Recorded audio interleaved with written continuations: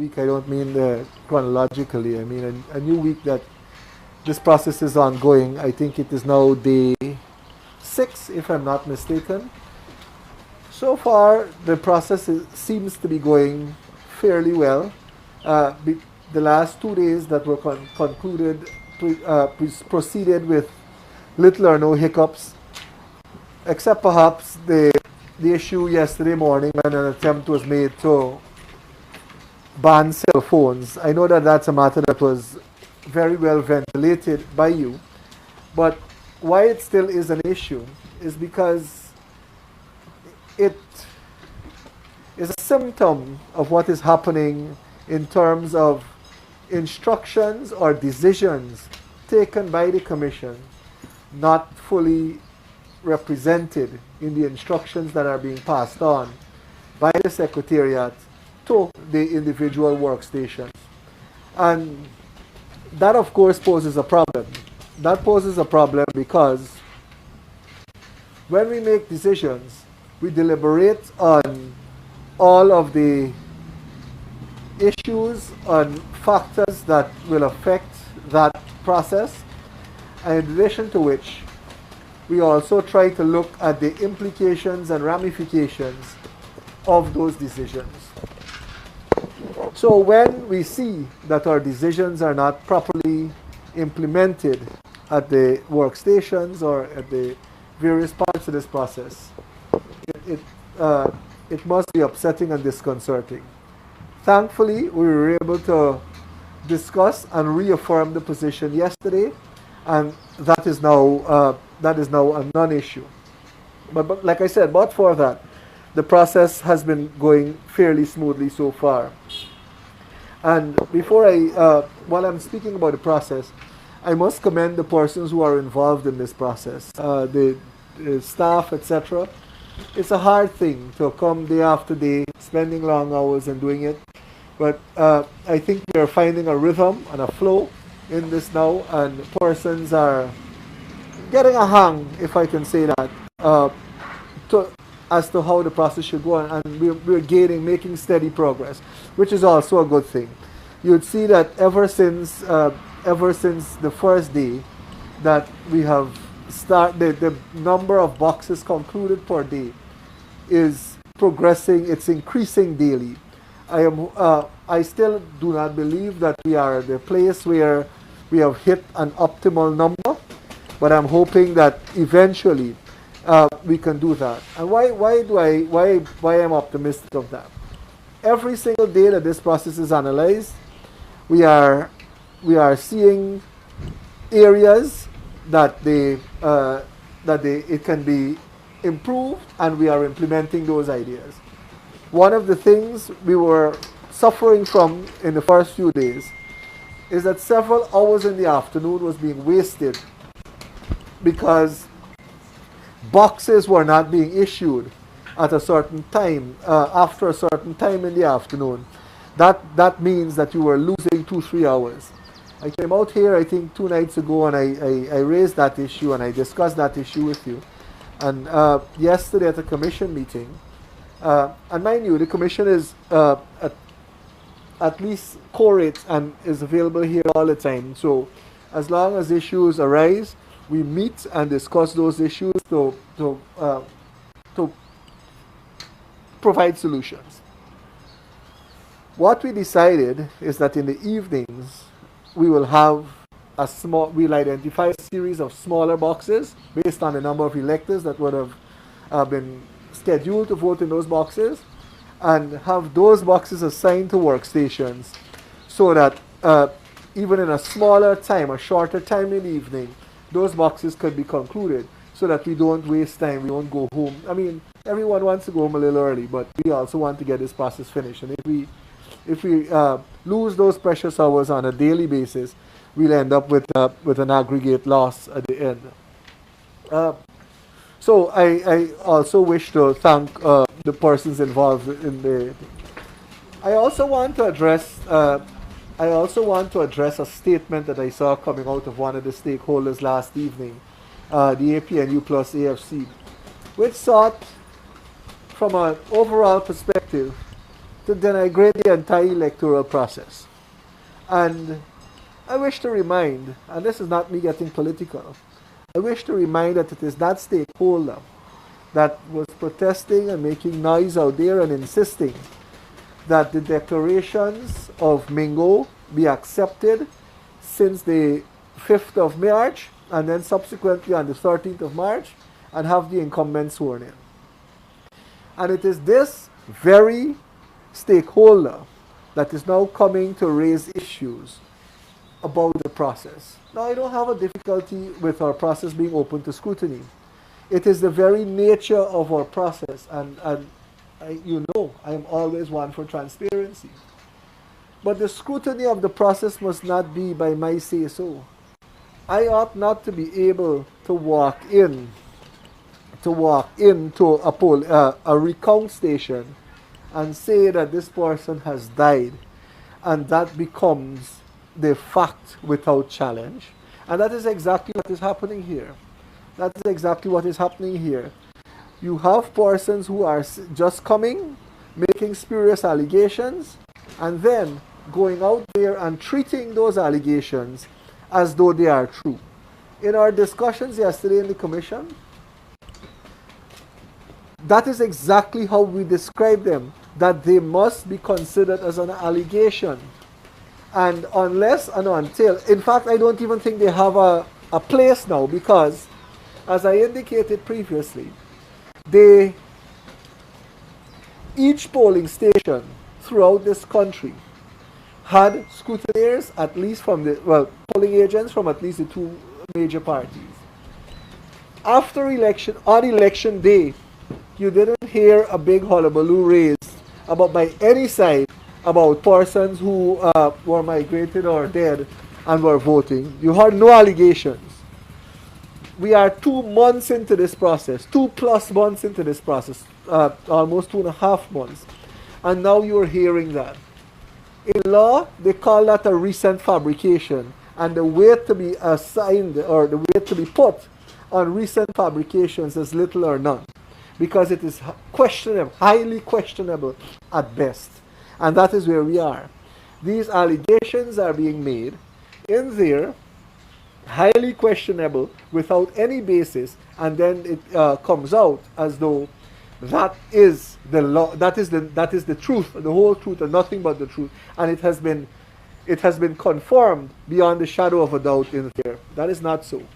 And like I said, doing that denigrates the process that they heralded as being free, fair, and free from fear, and credible and transparent on March 2nd.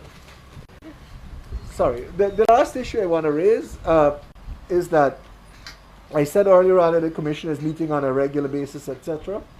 We have received requests from several of the stakeholders to have meetings. One such request was made by the APNU plus AFC. Another request was made by a group of the newer parties, comprising at least, if I can recall, Liberty and Justice Party, TCI, ANOG, and I think at least Change Guyana was there. That's as many as I can recall. We are meeting with them today. They have raised several issues. I can't recall all the issues, or in fact I can't recall any of the issues as I currently stand, but those issues were contained in a letter.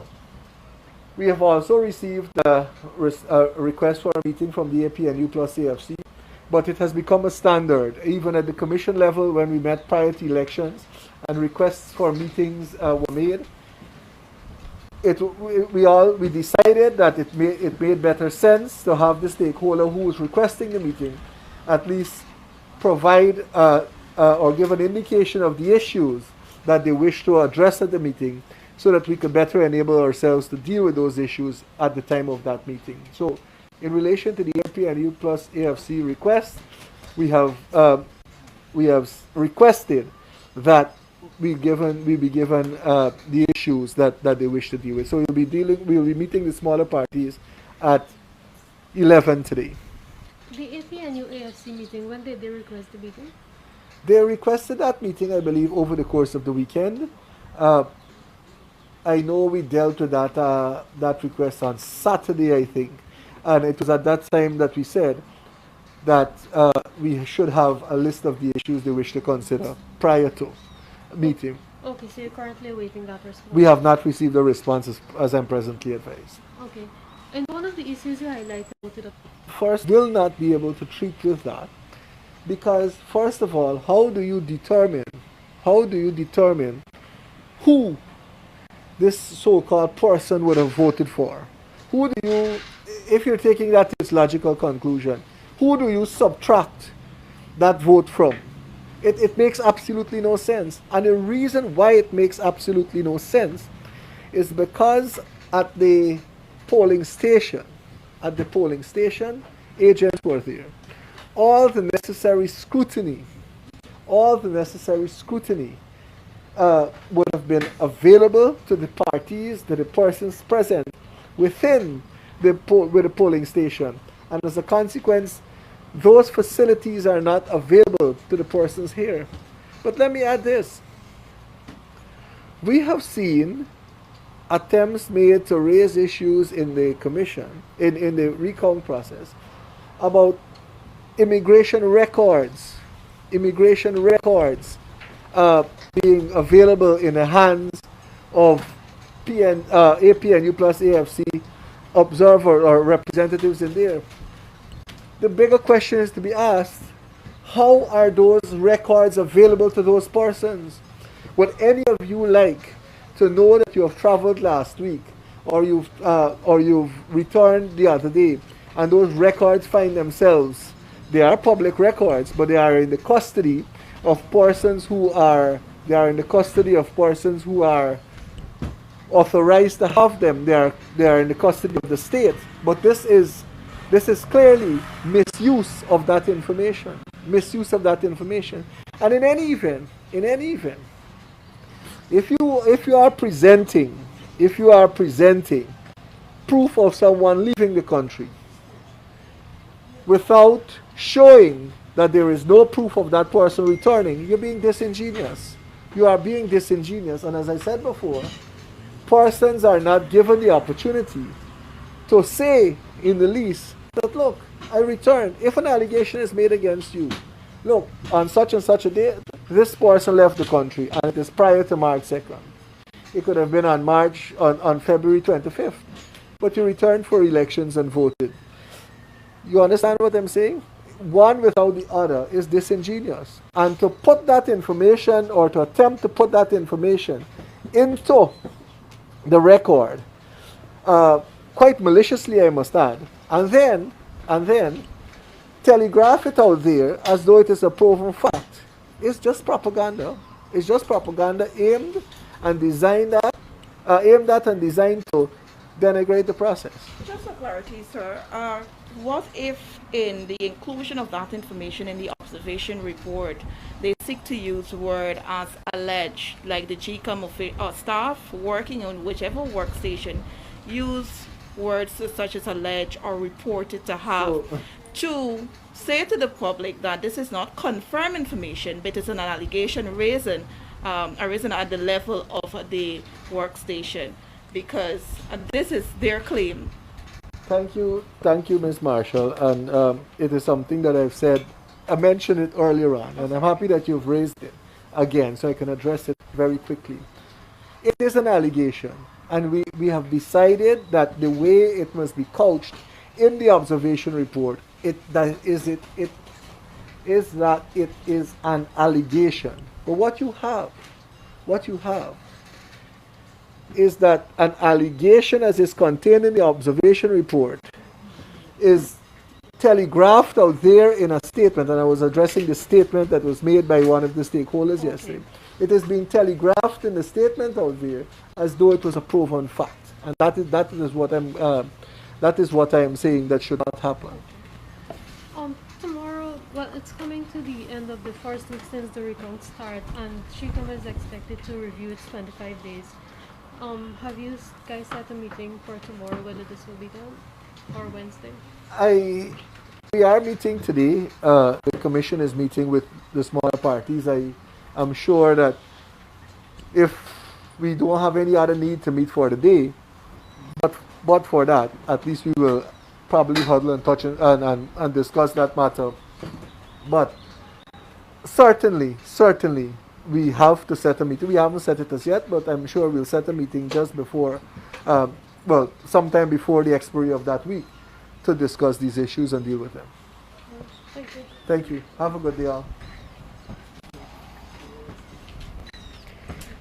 We just spoke with Mr. Stace Gondaraj, from the Commissioner from the Guyana Elections Commission, where he touched on some issues which would have been highlighted by parties, including the allegations that persons who migrated and some persons who would have died have voted in these elections. He said there is no way that GECOM can deal with this matter in a way get to the bottom of it, because how do you decide or decipher who this person would have voted for if they voted in the elections? However, he's also saying that it's highly unlikely that such instances would have occurred, since each polling station have party scrutineers on elections day, along with the officials from the Guyana Elections Commission, local and foreign electoral observers, and other persons who would have had to play a part if this indeed happened.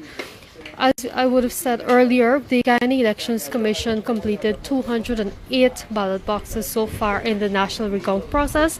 That is almost 10% of the 2,339 boxes that are to be counted to complete the entire process. As Mr. Gunraj said, the 1 week, which ends tomorrow for the recount process since it started last Wednesday, the Commission will be looking to review the 25 days deadline that they would have set.